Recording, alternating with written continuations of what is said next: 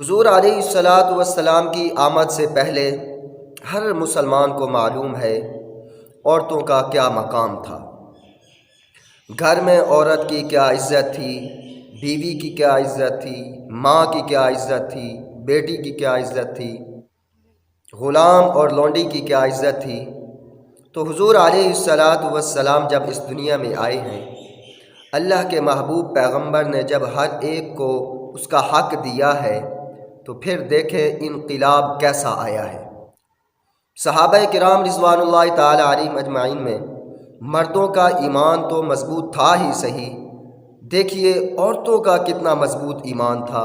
میں آپ کو ایک واقعہ سناتا ہوں۔ حضرت طلحہ رضی اللہ تعالی عنہ حضور علیہ الصلاۃ والسلام کے صحابی ہیں۔ وہ تجارت کی غرض سے کہیں گئے ہوئے تھے اور حضرت طلحہ رضی اللہ تعالی عنہ کا ایک ہی بیٹا تھا، وہ بھی چھوٹا سا معصوم بچہ تھا۔ تو پیچھے وہ بیٹا بیمار ہو گیا۔ حضرت طلحہ رضی اللہ تعالی عنہ سفر پہ ہیں، بیٹے کی حالت زیادہ بگڑنے لگی تو بیوی نے سوچا میں اپنے خاوند کو پیغام بھیج دوں تاکہ وہ آ کر اپنے بچے کو دیکھ لے۔ زندگی کا پتہ نہیں ہے، کل نفس ذائقۃ الموت، ہر ذی روح نے موت چکھنی ہے، کل من علیہا فان، دنیا میں جتنی بھی چیزیں ہیں فنا ہونے والی ہیں۔ تو بچے کی والدہ اور حضرت طلحہ رضی اللہ تعالی عنہ کی بیوی، انہوں نے حضرت طلحہ رضی اللہ تعالی عنہ کی طرف پیغام بھیجا، آپ کا جو بیٹا ہے وہ کافی بیمار ہو چکا ہے، لاغر ہو چکا ہے، کمزور ہے، تو آپ جلدی واپس گھر آ جائیے اور آ کر اپنے بیٹے کی دیکھ بھال کر لیجیے۔ حضرت طلحہ رضی اللہ تعالی عنہ کو جب پیغام ملا تو حضرت طلحہ رضی اللہ تعالی عنہ 300 میل کے سفر پہ تھے، فوراً سواری پہ بیٹھے اور سواری کو دوڑانا شروع کر دیا۔ چلتے چلتے جب گھر پہنچے ہیں، شام کا وقت ہوا ہے اور عصر کے وقت ان کے بیٹے کا انتقال ہو گیا تھا۔ اور حضرت طلحہ رضی اللہ تعالی عنہ کی بیوی کا ایمان دیکھیے، انہوں نے سوچا اگر گھر میں خاوند آئے گا، اس سے یہ معلوم ہو گیا کہ میرے بیٹے کا انتقال ہو گیا ہے، وہ کچھ کھائے گا نہیں، کچھ پیے گا نہیں، سفر سے آئے گا تھکا ہوا ہوگا، پوری رات وہ روتا رہے گا، اس لیے بیوی نے اسے آرام سے کپڑے میں لپیٹ کر سلا دیا۔ حضرت طلحہ رضی اللہ تعالی عنہ جب گھر پہنچے ہیں،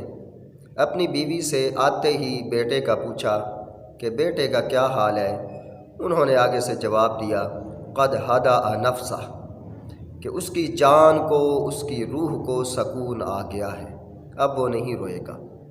حضرت طلحہ رضی اللہ تعالی عنہ یہ سمجھے کہ شاید وہ صحت یاب ہو گیا ہے،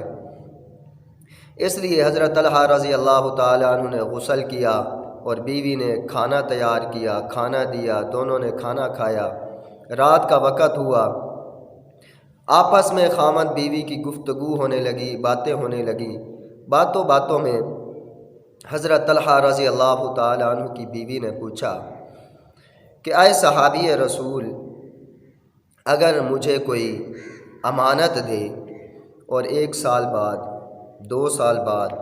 مجھ سے وہ امانت واپس مانگے تو مجھے وہ امانت کیسے واپس کرنی چاہیے؟ حضرت طلحہ رضی اللہ تعالی عنہ نے فرمایا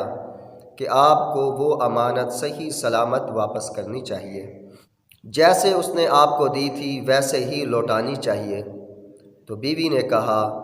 کہ آج 2 سال بعد جس نے مجھے امانت دی تھی اس نے مجھ سے واپس مانگی تو میں نے واپس اسی طرح ہی صحیح سلامت لوٹا دی۔ حضرت طلحہ رضی اللہ تعالی عنہ نے فرمایا آپ نے بہت اچھا کیا، اور سو گئے۔ صبح کا وقت ہوا، حضرت طلحہ رضی اللہ تعالی عنہ اٹھے اور نماز کے لیے چلے گئے۔ حضور علیہ الصلاۃ والسلام کے پیچھے نماز پڑھی، نماز پڑھ کر واپس گھر آئے تو بیوی نے بچے کو غسل دے کر کفن میں لپیٹ کر اپنے خاوند کے سامنے پیش کر دیا۔ حضرت طلحہ رضی اللہ تعالی عنہ حیران ہوئے، انہوں نے فرمایا یہ آپ نے کیا کیا؟ تو بیوی نے آگے سے جواب دیا رات کو میں نے آپ کو بتایا بھی تھا کہ جس نے مجھے امانت دی تھی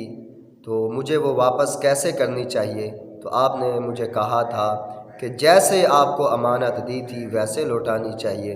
تو میرے اللہ نے مجھے یہ امانت دی تھی، تو جب میرے اللہ نے مجھ سے واپس مانگی تو میں نے مسکرا کر واپس کر دی، خوشی سے واپس کر دی۔ حضرت طلحہ رضی اللہ تعالی عنہ نے فرمایا، اچھا تو آپ کا یہ کارنامہ ہے، تو میں آپ صلی اللہ علیہ وسلم کی خدمت میں جا کر آپ کا یہ کارنامہ پیش کرتا ہوں کہ آپ کی صحابیہ نے یہ کارنامہ سر انجام دیا ہے۔ حضرت طلحہ رضی اللہ تعالی عنہ چل پڑے، ابھی راستے میں تھے، حضور علیہ الصلاۃ کے پاس جبرائیل امین آ گئے، اور جبرائیل امین نے آ کر کہا، یا رسول اللہ، فلاں تمہارا صحابی طلحہ اور ان کی بیوی، ان کے درمیان رات کو یہ گفتگو ہوئی ہے اور یہ واقعہ پیش آیا ہے، اور اللہ تعالیٰ فرما رہے ہیں کہ اس کی بیوی کے صبر پر مجھے اتنی خوشی ہوئی ہے، پورا آسمان اس خوشی کی وجہ سے منور ہو چکا ہے۔ حضرت طلحہ رضی اللہ تعالیٰ عنہ حضور علیہ الصلاۃ کی خدمت میں حاضر ہوئے۔ حضور علیہ الصلاۃ نے فرمایا، اے طلحہ، وہ باتیں جو آپ کے درمیان اور آپ کی بیوی کے درمیان رات کو ہوئی ہیں وہ مجھ تک پہنچ چکی ہیں۔ تو حضور علیہ الصلاۃ نے فرمایا، اے طلحہ، اللہ تعالیٰ آپ کو ایک بیٹی عطا فرمائیں گے، پھر وہ بچی جوان ہوگی، آپ اس کی شادی کرو گے، اور جب اس کی شادی کرو گے پھر اس سے اولاد ہوگی تو اللہ تعالیٰ اسے 7 بیٹے عطا فرمائیں گے، 7 کے 7 بیٹے جوان ہوں گے اور جوان ہو کر میدان جنگ میں جہاد کریں گے، اللہ کے راستے میں لڑائی کریں گے، اور 7 کے 7 اللہ کے راستے میں شہید ہو جائیں گے۔ یہ اس صحابیہ کے صبر کی برکت ہے کہ اللہ تعالیٰ نے اس کو 7 شہیدوں کی نانی بنا دیا۔ اور واقعہ اسی طرح ہوا، حضرت طلحہ رضی اللہ تعالیٰ عنہ کے گھر ایک بیٹی ہوئی، وہ بیٹی جوان ہوئی، انہوں نے اس کی شادی کی، اس سے پھر 7 بیٹے ہوئے، 7 جوان ہوئے اور 7 اللہ کے راستے میں شہید ہوئے۔